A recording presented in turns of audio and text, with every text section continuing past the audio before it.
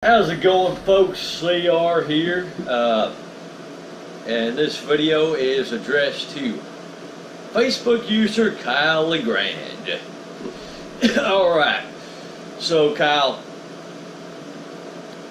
here's the thing, obviously there was the spat on Facebook, mainly between you and Jinx, and I know Jinx offered it several times to do a discussion with you, which you probably should have taken this up, but, and with your actions and with your responses,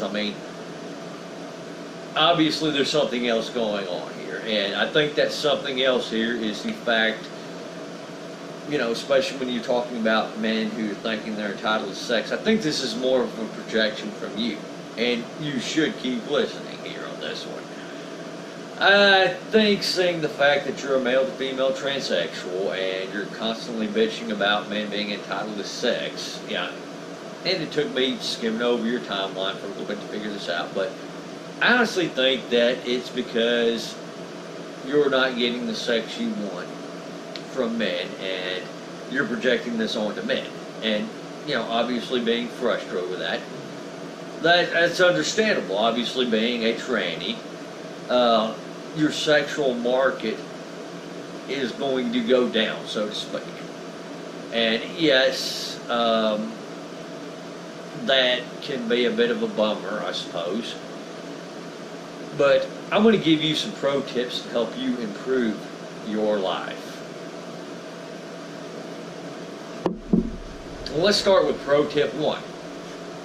Obviously, being as transsexual, I wouldn't know the first thing about transitioning, but that doesn't mean there aren't a lot of sane transsexuals out there that can help you out. I don't know if somebody like Blair White is open for requests on assisting you, but it's worth a shot. That would definitely help you get to the point to where you want to be, and that's actually passing for a female. Because I can look at your pictures and tell, obviously, that people are going to probably treat you more like a creepy guy than they are going to be treating you as a female, just in passing. So it would probably be good for you to get some help from a transsexual who's done this right and who can pass for their targeted sex. Second pro tip, you gotta drop the man here. That's really unbecoming of you. And let's face facts, nobody likes a person who sits around and bitches and complains about women, or bitches and complains about men, and that's all they devote their time to. Come on, that's a drag, that's boring. And it just, throws up so many different red flags. Example, would you date somebody who's constantly bitching about you or judging you based off your gender? I wouldn't think so. And really, with that, say you got a woman who's bitching and complaining about men all the time. What type of man do you think she's going to find? Well, that man that she finds that might have given her a chance is going to do one or two things. First thing is he's not going to stick around with her. The second thing is he is going to stick around with him or with her and sacrifice his own dignity, and that woman in turn is not going to like him and is actually going to be repulsed by him. So, really with this man hate, on the dating world, at bare minimum, you're setting yourself up for failure, and I presume that's your targeted person that you're trying to get a date from. In fact, it's quite obvious, actually. Third one, learn to control your emotions. And this is something I preach to everybody.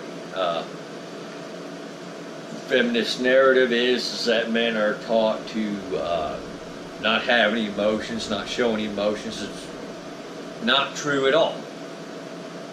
Men have always historically been taught to contain their emotions, and it's generally, from a historical perspective, been more important for men to contain themselves in their emotions than women, and even in our modern world.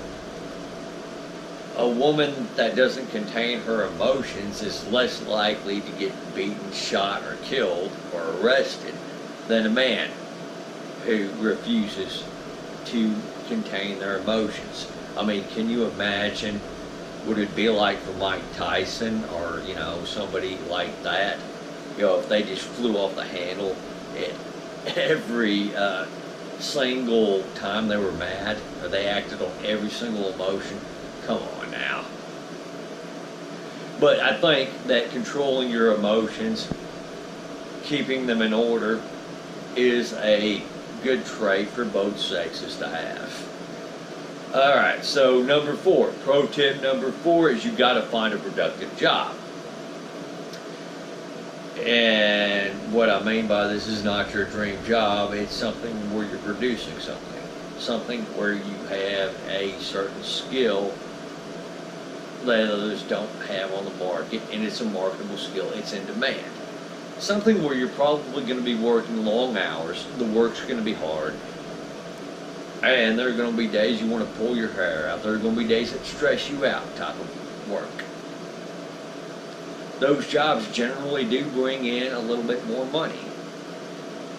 And at the end of the week, or at payday, you know you've earned that paycheck. Top that off, it adds more to your character. I mean, shoot, you can talk to me about being in the Army, I've done that. I mean, you talk to me about being an independent contractor, I've done that. You can talk to me about being a commercial driver, I do that now. Probably not a good idea to talk to me about being a car salesman. I got fired from that job, but the point is that it does add something that you've done in your life productive, something a little bit more interesting than just bitching and moaning. Okay, so pro tip 5, hobbies. Well, all work and no play makes Jack a dull boy. The work is an important part of it. And in this day and age, it is possible to work and earn enough money to pay for some extra stuff, some extra fun on the side.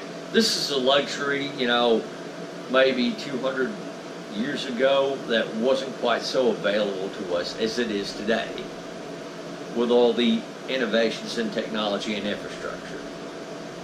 We got a lot more free times in our hands than our forefathers had, or our foremothers had, just to be gender neutral.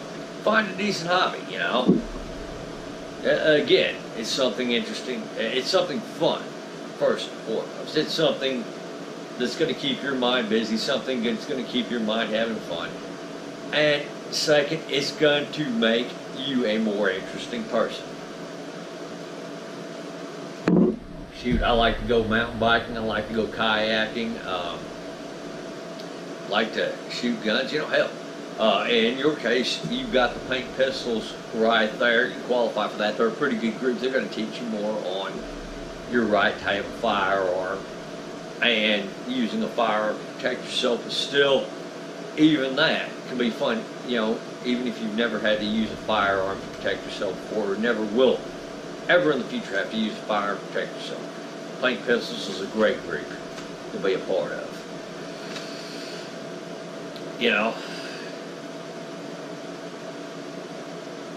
What can I say? Step 6, pro tip number 6, learn to deal with rejection. Now, obviously, you being a transsexual, you're going to get a lot of rejection. That's just going to be the fact of life. I mean, people aren't going to want to date you because you were born a male. People might not want to date you for other reasons. reasons. And, you know, with the man hate, you're going to add more reasons for people not to hate you. Again, why I say drop the man hate. But you got to learn to deal with rejection. Not everybody's going to want to date you. That's a fact of life for all of us. There are probably people that you would hate to be forced to date yourself. That's just reality. But you're able to deal with rejection, that's going to make you a much stronger and a much better person. Which brings me to step 7. You got to be honest with your translation. Yes, there might be more people, and there are going to be more people that reject you, you know, because you transitioned. Guess what? You don't like to be lied to. I don't like to be lied to. At least I hope you don't like to be lied to. Yeah. You know.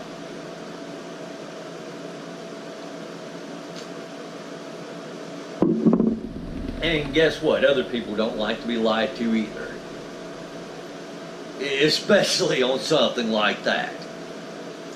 You might fool a guy once, you know, and but you really were dishonest and deceived that person. And likewise, when you do shit like that, you put yourself at a greater risk for a hate crime. And pro tip 8, this comes from a statistical standpoint. Trans community, I guess, has a much higher rate of suicide than the GP. If you're suicidal or if you have those thoughts, you need to get help. Just plain and simple. I'm sure there's somebody somewhere out there that does care. Right? And usually most people, when they get past that suicidal phase, from what I understand, they start to realize that suicide would have been a bad idea. You're going to have your hard times in life, and you're going to have your good times in life. If you kill yourself during the hard times, there might be a lot of good times you miss out on. Put plain and simple. But those are my pro tips out there. So, gal, you need to take heed and listen. Everybody else, y'all take her easy out there. Thank you for watching. Have a great day.